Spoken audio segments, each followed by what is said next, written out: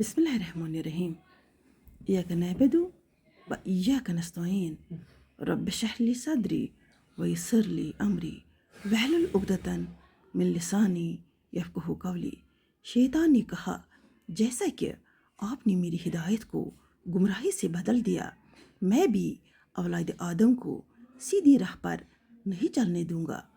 اور ان کو قیامت کے متعلق گمراہ کروں گا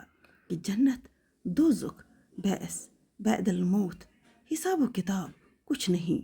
اور دنیا کبھی فنا نہیں ہوگی، اور مال کی جمع کرنے اور بخل و فساد کرنا سکھاؤں گا،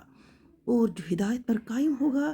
اس پر راہ حق کو مشتبہ کروں گا تاکہ وہ اس سے بے راہ ہو جائے،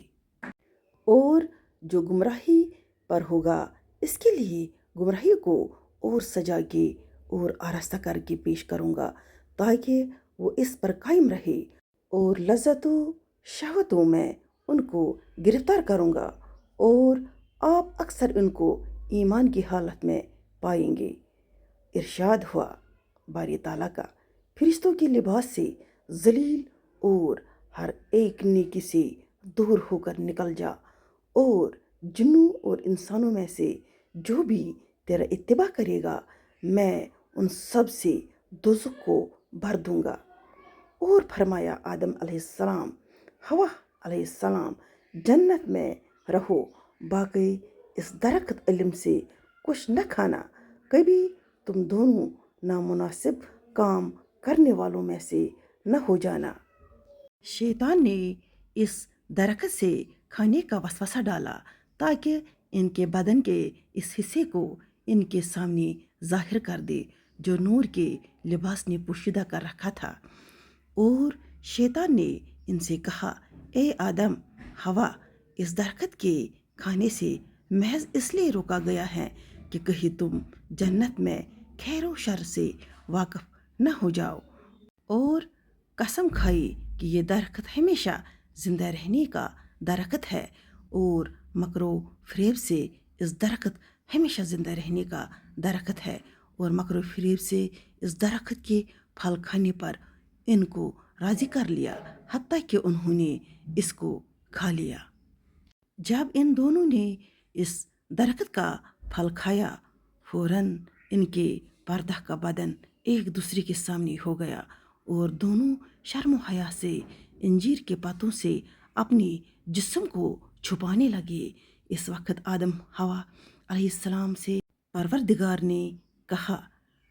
کیا میں نے اس درخت سے کھانے سے تمہیں نہیں منع کیا تھا اور کہا تھا کہ شیطان تمہارا کھلا اور واضح دشمن ہے؟ وہ عرض کرنے لگے، ہم نے غلطی سے اپنا نقصان کیا، اگر آپ ہم سے درگزر نہ فرمائیں گے تو اس جرم کی وجہ سے ہمارا بڑا نقصان ہوگا۔ اللہ تعالیٰ کا ارشاد ہوا کہ سب جنت سے اتر جاؤ، تمہارے لیے رہنے اور معیشت کے لیے موت تک زمین میں جگہ تجویز کی گئی ہے، تمہیں زمین میں زندگی بسر کرنا ہے اور وہی مرنا ہے، اور قیامت کے دن اسی سے پھر پیدا ہونا ہے۔ روئی، اون اور بالوں وغیرہ کے کپڑے تمہارے لیے پیدا کیے اور تمہیں دیے تاکہ تم اس سے اپنے پردہ دار جسم کو چھپائے، اور مال اور گھریلو سامان بھی دیا، باقی توحید و عفت کا لباس روئی کے لباس سے بہت زیادہ بہتر ہے، اور یہ کپڑے اللہ کے عجائبات میں سے ہے تاکہ تم نصیحت حاصل کرو۔ تمہیں شیطان ہرگز میری اطاعت سے کسی خرابی میں نہ مبتلا کر دے، جیسا کہ اس نے آدم حوا علیہ السلام کو مبتلا کیا۔ اس نے ان سے نور کا لباس اتروا دیا تاکہ ایک دوسرے کے سامنے پردہ دار بدن ظاہر ہو جائے، اور شیطان اور اس کے لشکر کو تم نہیں دیکھ سکتے کیونکہ تمہارے سینے میں ان کا مرکز ہے۔ ہم شیطانوں کو ان لوگوں کا رفیق بنا دیتے ہیں جو حضور صلی اللہ علیہ وسلم کی رسالت کا انکار کرتے ہیں۔ باقی اللہ حافظ۔